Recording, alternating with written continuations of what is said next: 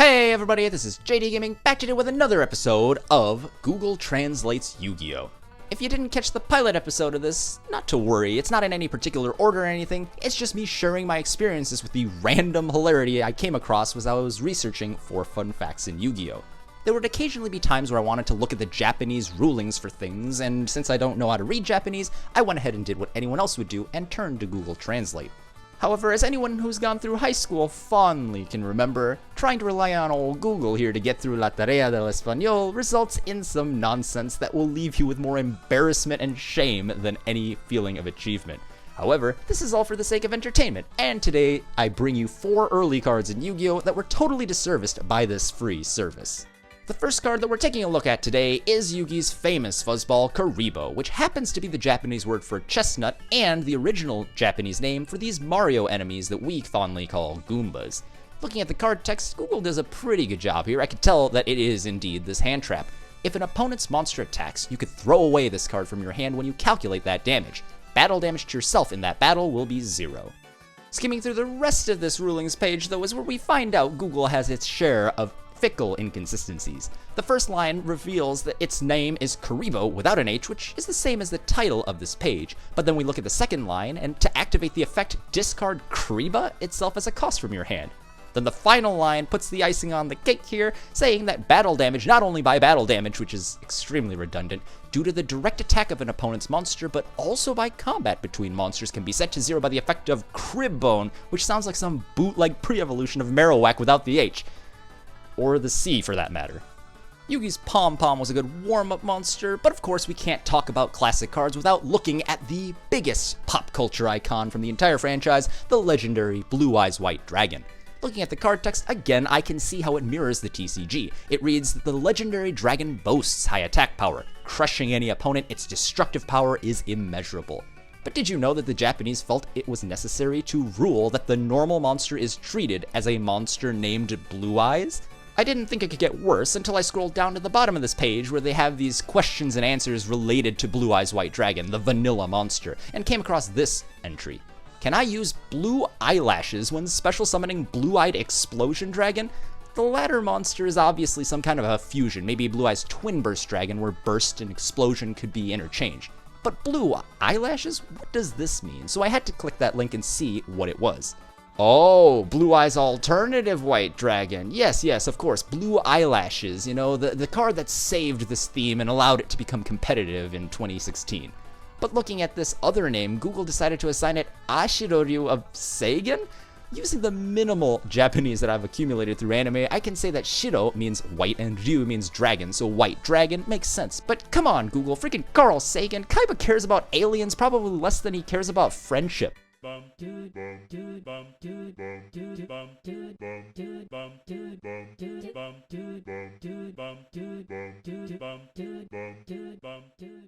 Cause I figure, if there is intelligent life out there, then let's teach them how to duel. But if you thought that was Google's best shot, oh, you're sorely mistaken. Looking at this page for Owl Wonderland of Blue Eyes, which makes it sound more like Alice in Wonderland, we get a card text that's quite a gem. This card cannot, which is for some reason 2 words, be normal summoned. You can special summon if you show one opponent of Ao no Hakuro, another name change, in your hand. You can only special summon Special Blue Summon by this method once per turn. 1. The card name of this card is treated as Blue Eyes White Dragon. Hey, they got it right. As long as it exists in the field. Graveyard. 2. Once per turn, you can activate target opponent's monster. Destroy that monster. You cannot attack this card the turn that activates this effect. So, going backwards and breaking this down step by step, that second effect says once per turn, you can activate the target opponent's monster. What, so now I can activate their monster like it's my spell card? I get to destroy it for free, which parallels the alternative dragon's actual text, but then it says, I cannot activate this card the turn that activates this effect. So the turn activates this effect instead of me, and then I cannot attack my own monster.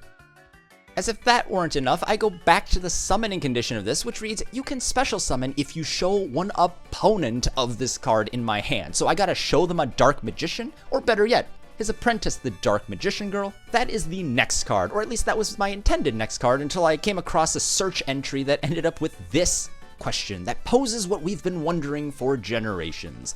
Is there any black.demon.lead.explosive.split.break in the cards confirmed by the effect processing at the time of activation of the Black Magic Team card? Can it be added to your hand? I was just as confused as you probably are when I read that, so I had to look at the question in detail. 1. Confirm 3 cards from the top of your deck as an effect treatment at the time of activating this card of the Black Magic Team. If there is a Magic/Trapper card or Black Magician with the card name of Black Magician in it, you can show that one to your opponent and add it to your hand. Rest the remaining cards on top of the deck in any order.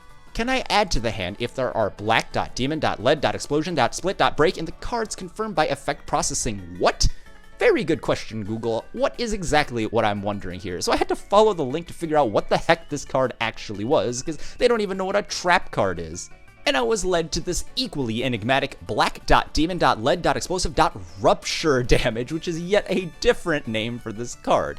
You can activate if there is a Black Magician Girl monster on your field. Destroy all face-up monsters of opponent's field. Oh, so it's not this crazy name, it's actually just Dark Burning Magic, which I guess was written with all these separate words in OCG? Huh, that's a fun fact right there.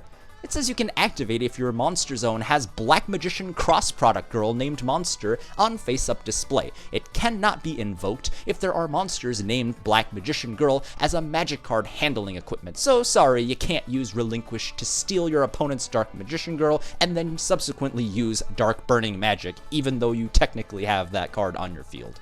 Dreams ruined. You know what else crushes dreams? War crimes. The card text reads, as long as this card is in the magic and trap zone, only one kind of monster in each field can exist face up. Each player must send to the graveyard to become one type if there are more than 2 kinds of face-side monster tribes of their own field.